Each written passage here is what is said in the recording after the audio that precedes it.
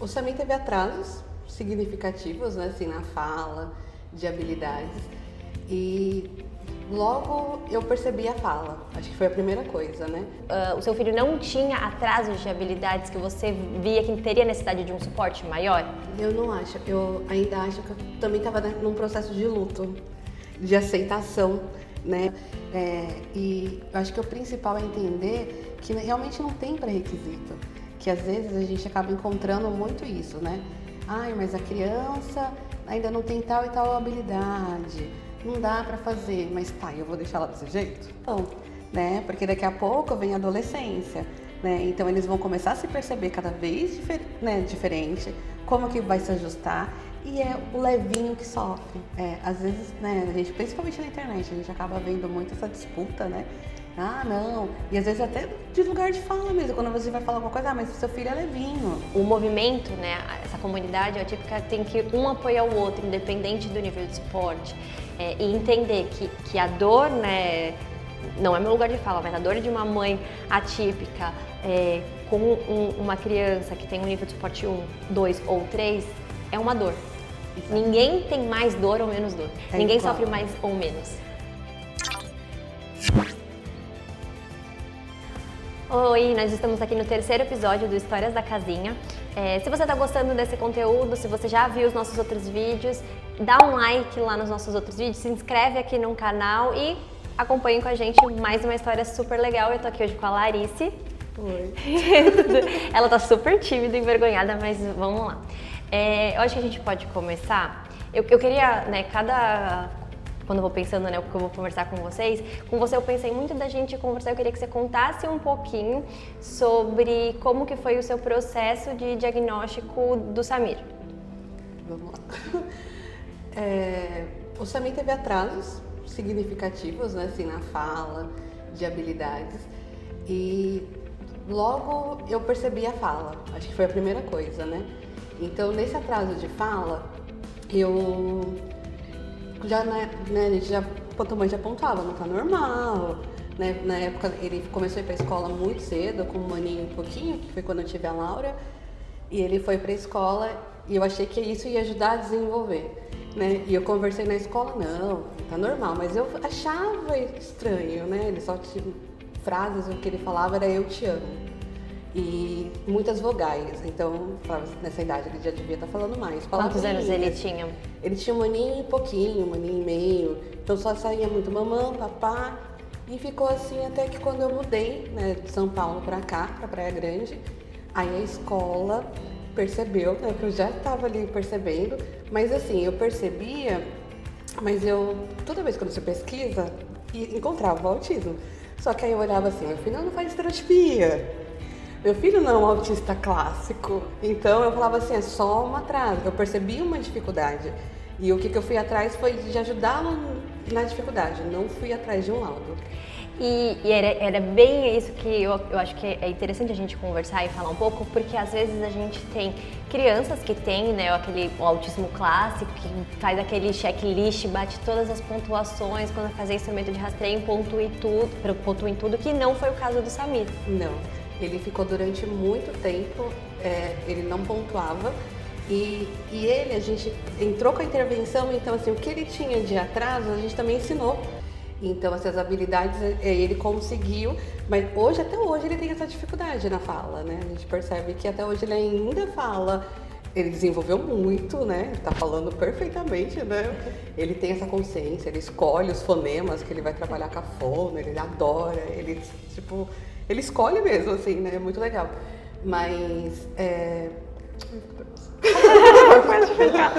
Mas eu acho que assim, essa questão do nível de suporte é muito mais difícil na gente ter um processo diagnóstico. Então assim, você também talvez você não ter ido atrás de um laudo, como você disse, foi porque você o seu filho não tinha atrasos de habilidades que você via que teria necessidade de um suporte maior? Eu não acho, eu ainda acho que eu também estava num processo de luto, de aceitação, né, de que ele realmente, porque assim, ele tinha algumas dificuldades, ele era rígido, ele tinha seletividade alimentar, e eu como mãe, às vezes eu passava assim, normal, vai passar uma fase, né? Eu achava que era mais a questão da fala, que eu ia conseguir, ele ia fazer fono, né? Ia conseguir consertar a fala dele, né? Era esse o pensamento, eu vou consertar a fala dele. E vai ficar tudo bem. E vai ficar tudo bem. E não era. Então depois eu fui vendo que ele foi tendo outras dificuldades, né? Mas diferente de, por exemplo, uma criança que tem um nível de esporte maior, tem atrasos mais significativos, que esse luto talvez ele é mais rápido do que uma mãe, né, uma família que tem uma criança que tem um nível de esporte menor e que são coisas pontuais que a gente pensa que consegue resolver de uma forma mais rápida. E é muito difícil, então, porque o luto pode ter sido maior mesmo. Não, eu acho que o meu luto foi desde o começo, porque eu sabia que era. E eu pensava assim, o Laudo vai taxar meu filho. Eu não queria levar para a escola. Eu achava assim, qualquer dificuldade que ele for ter, vai ser assim, porque ele é autista. Eu não vou ensinar porque ele é autista. Na minha cabeça era isso, então o Laudo ia taxado. Então eu não queria o Laudo, eu só queria que ele tivesse acesso à intervenção para ele vencer as dificuldades dele, e ele ia vencer as dificuldades dele e nunca ele ia precisar de um laudo, né? E o que mudou? Ele precisava de um laudo para ele ter acesso aos direitos dele. Mesmo com um nível de suporte menor, né? Mesmo com o nível de suporte, ele não dependendo que ele alimente, né? Que troca, ele desfraldou no tempo certo, ele come isso sozinho, mas ele tem essas dificuldades, ele tinha dificuldade de aceitar o não. Ele tem dificuldade com barulho, isso desregula ele, então ele saía da sala de aula correndo e se trancava no banheiro.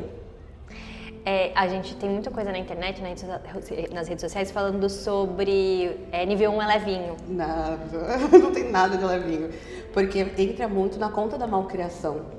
Então, muitas das vezes eu lembro assim, mas vocês mimam, né? Família mima, todo mundo mima, e não é mimo. Né? Ele realmente não entendia, não conseguia lidar, às vezes o não era o não nunca mais. Ele criava na cabeça dele que tinha que ser daquele jeito e era difícil até para eu entender, por isso que eu fui estudar e fui atrás para poder ajudar meu filho. E a rigidez cognitiva é algo que é muito difícil, né? Mas para um adulto entender já é difícil, para uma criança ter essa percepção mais ainda, e as pessoas realmente sempre atrelam essa rigidez cognitiva a não ter limites, não conseguir ser bem educado, que a família não consegue dar limite para a criança. E a escola, né, no nível 1 de suporte, é a primeira, né? É onde a família vai brigar o tempo todo. É sempre muito desgastante, porque você tem que provar. Aí foi isso, eu fui atrás de realmente provar que ele precisava de um suporte, que ele precisava de adaptação, que de repente ele precisava sair da sala em alguns momentos para se organizar e depois voltar, né? E eu só consegui depois do laudo. Aí, por muitos anos, eu não queria o laudo.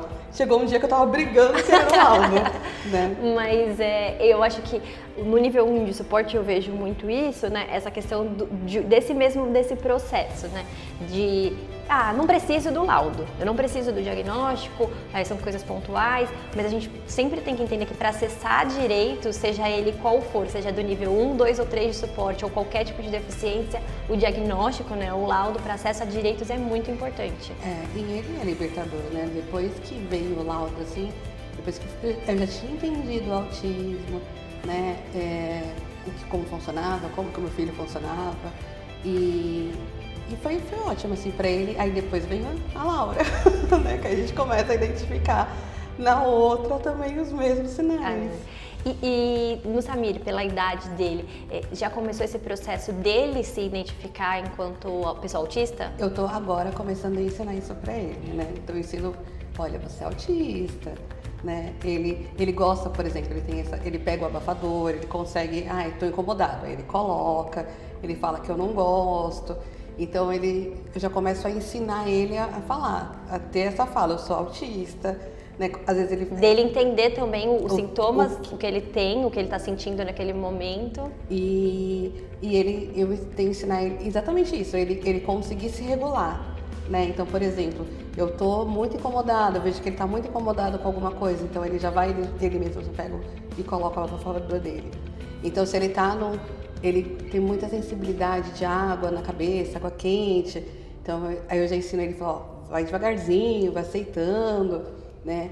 Dificuldade que ele tem para falar, né? Antes ele ficava muito inseguro, então parecia que ele era né? Ele evitava de falar nos lugares.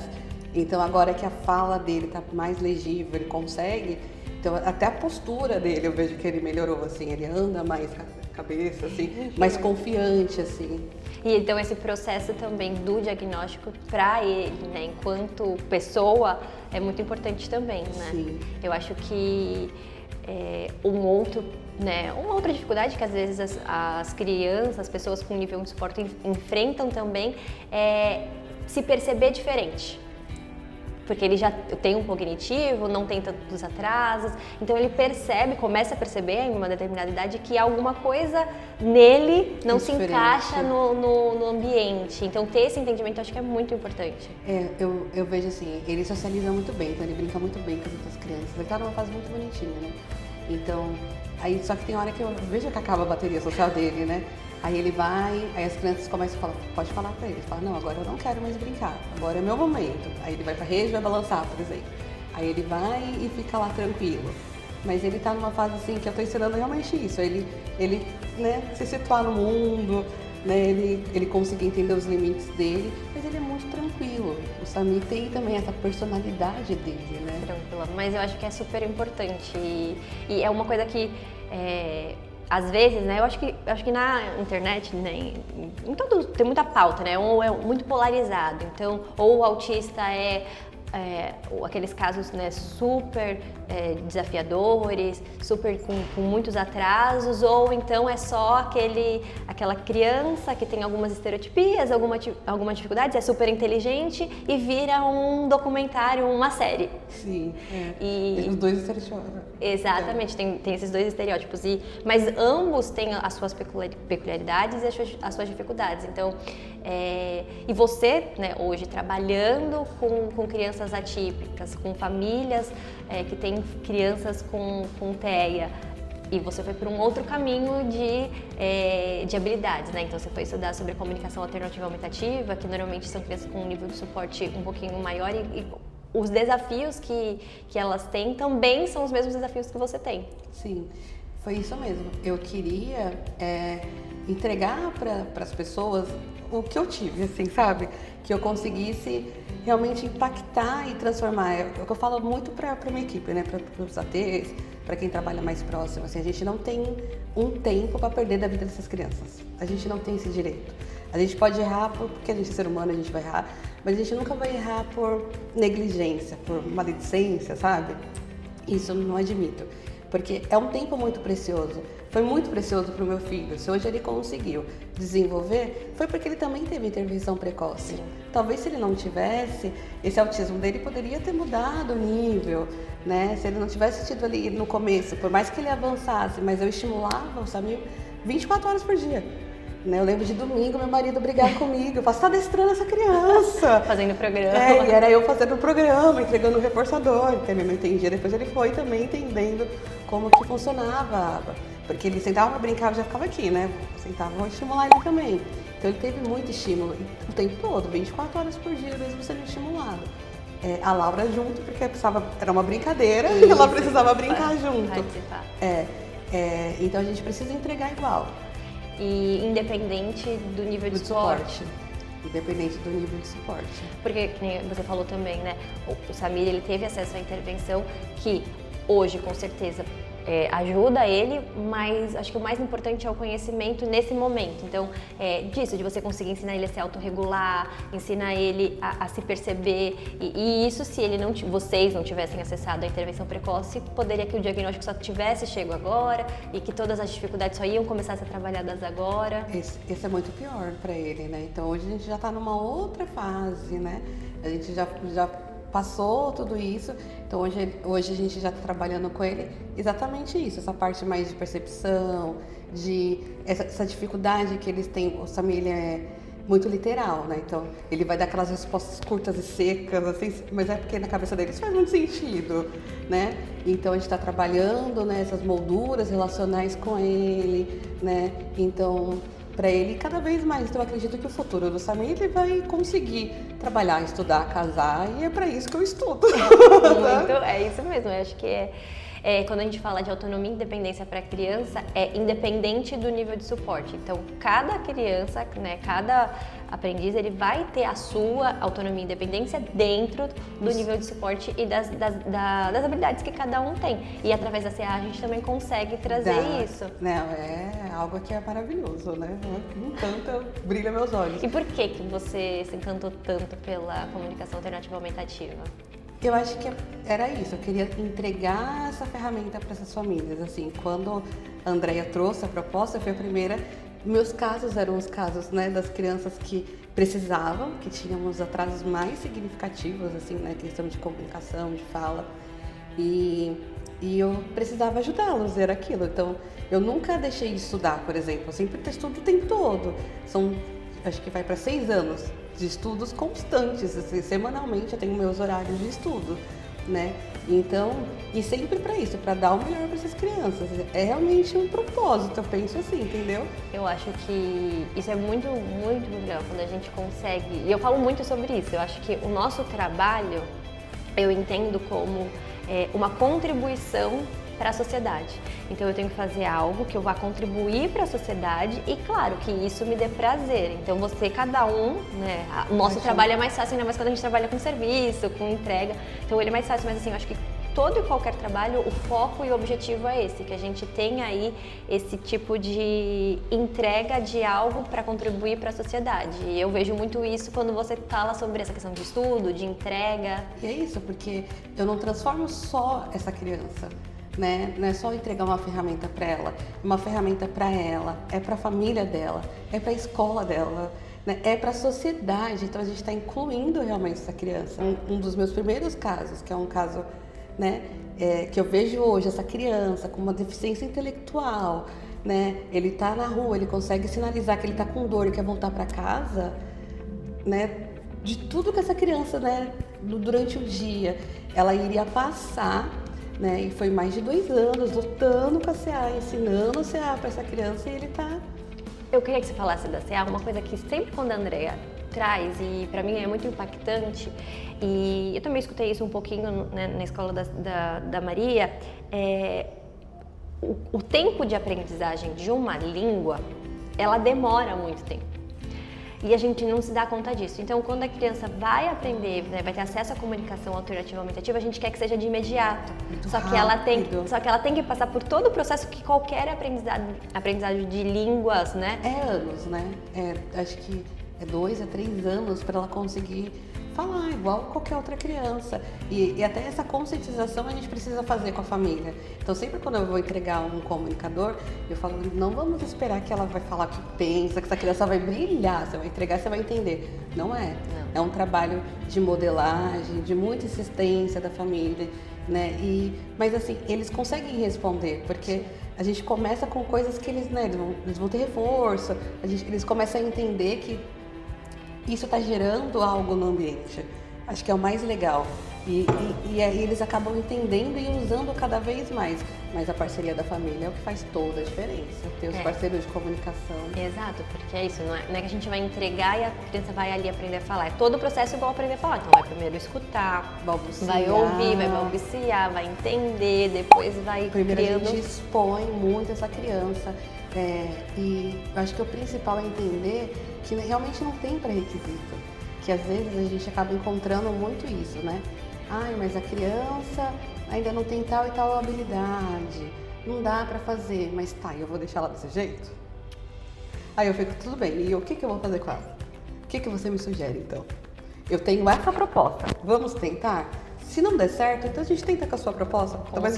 Eu acho que é um trabalho construído em conjunto e que leva tempo. A gente tem que entender isso, né? É um tabu muitas vezes, né? Essa questão de, eu quero que quem fale logo, Não, ele é um processo que ele é construído passo a passo, como todos. Quando eu recebo as mães, elas sempre vêm, né? Às vezes as crianças ainda são pequenas, né? Então, assim, eu acredito que ele vai falar, né? Eu não posso garantir que essa criança vai falar.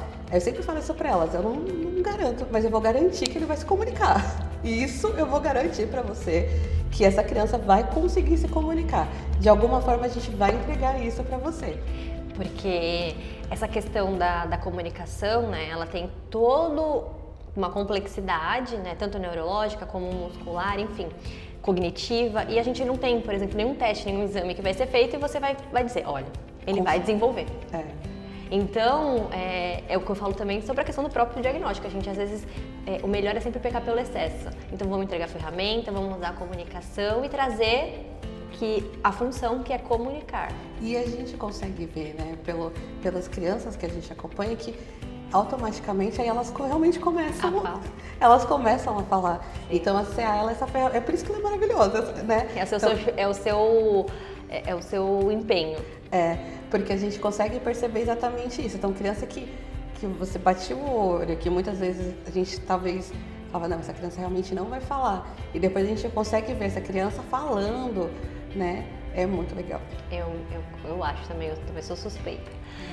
E aí, então, agora, só voltando então um pouquinho para a sua história pessoal, porque eu queria falar, né, um pouco sobre a CA, porque eu acho que é algo que realmente te move, eu acho isso muito, muito especial mesmo, ainda mais, como eu falei, que eu acho que a gente tem que entregar no nosso trabalho algo para a comunidade. Eu vejo você com isso lá atrás, quando você começou, eu falei, você vai dar certo nisso. Eu vi assim, sabe, que ia acontecer. Desde o começo, quando a Andrea trouxe, eu falei, que legal!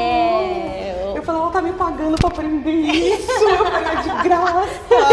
Eu não me conformava, eu falava, eu não perdi uma supervisão, eu colei na Andrea. E eu acho que foi bem assim, deu pra ver mesmo esse brilho no olhar e essa sua paixão pela comunicação alternativa aumentativa. Mas voltando pra a história, né, de você como mãe, nesse percurso atípico, aí então, quando o Samir ele já tinha o diagnóstico ou ainda não, que você começou a perceber os atrasos e dificuldades na Laura? A Laura, aí ainda foi muito mais difícil, porque a Laura não tinha nenhum atraso, né, nenhum atraso de fala, nenhum atraso de habilidades, nada, né? A gente começou a perceber ela sempre foi muito agitada e esquecida. Então eu achava que ela ia para um TDAH, com certeza um TDAH nessa menina. Eu lembro dela parar no meio da casa e falar, o que eu ia fazer mesmo? E sempre muito agitada. E na escola, que eu achava mais interessante, era isso, que a Laura em casa era muito agitada. E o Samir era agitado na escola. E em casa, o Samir era muito calmo. Então eu ia na escola e eu perguntava, né, os dois na mesma escola, e eu ia a Laura. Não, a Laura é tranquila. E o Samir, não, o Samir não para. Eu falava, gente, tem alguma coisa errada aqui. Estão confundindo.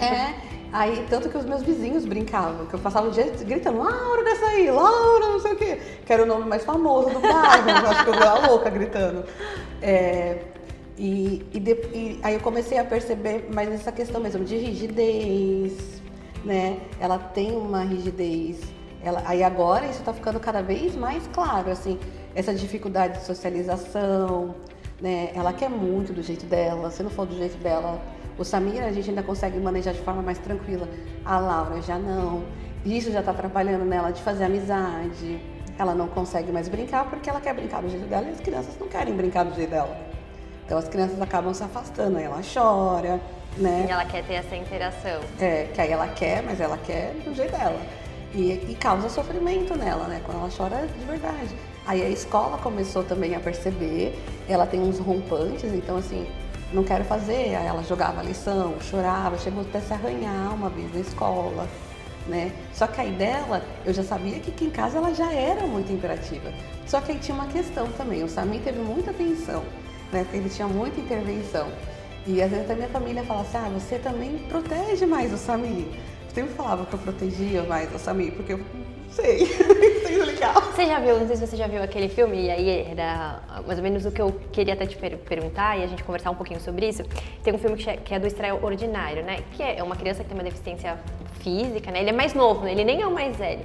Mas a irmã mais velha, ela fica e se sente, né, ali desamparada, vamos dizer assim, porque toda a atenção vai para o irmão mais novo. Isso é muito comum com irmãos, né, onde que a criança não, tem um diagnóstico primeiro, ou realmente, né, aquela criança é uma criança típica o irmão é uma criança típica, de ter essas questões por número de intervenções, então leva assim consultas mais vezes, tem as terapias que são frequentes, então realmente há uma atenção maior. Então eu ficava muito assim, será que ela tá chamando atenção?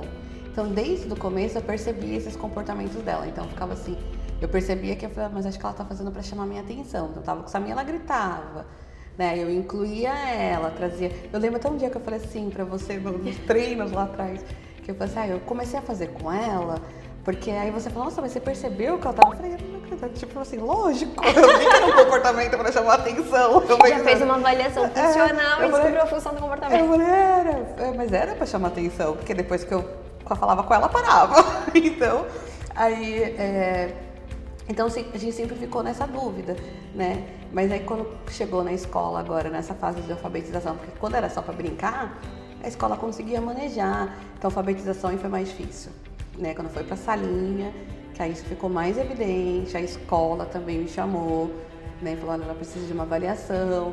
E eu lá mais uma vez, no meu processo de luto, vou começar de novo. E como que foi esse preço? Já sabia, né, como que seria? Mas assim, foi mais tranquilo, porque aí eu já sabia que o laudo ia trazer os benefícios para ela e que ela precisava de intervenção, né? Então hoje eu luto até mais pelas intervenções da Laura do que do Samir. Então hoje eu vejo que a Laura precisa mais, hoje a Laura que precisa de AT na escola, Samir não, o Samir tá super tranquilo sem AT na escola, mas a Laura sem AT não tá conseguindo. E como que é essa questão da escola, né, da aceitação do AT, porque nenhum dos dois, que foi até o que você falou, né, de acessar os direitos, nenhum dos dois tem nenhum nível de suporte para alimentação, para troca, para higiene ou até mesmo um suporte físico para fazer as atividades. É que aqui na cidade, eles começaram na escola pública. Então, na escola pública tem esse trabalho, né, SEDUC, só que aqui observe, que se faça manejo de forma pontual. Então, como era muito pontual mesmo, né, então até acabava que ia lá fazendo só realmente observação. Só que aí eu troquei eles de escola. Então, na particular eu já consegui, eu já levei, né, e já falei, olha, eles vêm, mas vêm com AT. Tudo bem? Tudo bem, então tá bom. Aí foi. Né? Mas a escola tem sido parceira nisso. A escola está sendo maravilhosa, com a coordenadora que vai lá, que conversa, passa, eles conseguem alinhar. Depois eu já levei outras crianças para a mesma escola, que eu vou indicando, né, tá dando certo nessa escola, vai nessa escola. E como que é a aceitação deles com o AT? A Laura é apaixonada, eles são apaixonados pelo AT da casinha, mas ela tá apaixonada, ela ama a AT dela. Porque tem muitas crianças, né, que acabam... tendo vergonha. Exato. Eu tenho uma amiga que ele tava falando que o filhinho dele não quer, finge que não conhece, tem que falar que é da escola. Eles ainda não estão nessa fase. Como eles gostam muito de atenção, então ela tá tendo essa atenção. Então o Samir, por exemplo, a primeira vez que chegou a ter, ele levantou o braço e falou, é pra mim. É pra mim. Aí a T depois mandou uma mensagem rindo, falou, Larissa, eu cheguei lá, ele falou, é minha, é pra mim.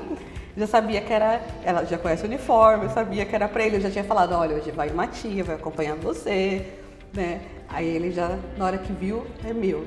Então eles ainda estão nessa fase de não, ainda tá ok. E aí, por que eu até fiz essa pergunta? Porque eu acredito que também o trabalho que você está fazendo com eles, deles entenderem quais são as dificuldades que eles têm, como eles podem se regular, e entendendo a função que o AT ele está ali para ajudar eles nisso, talvez essa aceitação seja mais fácil, que eles não tenham o que muitas crianças têm, essa vergonha de querer fugir, de fingir que não conhece.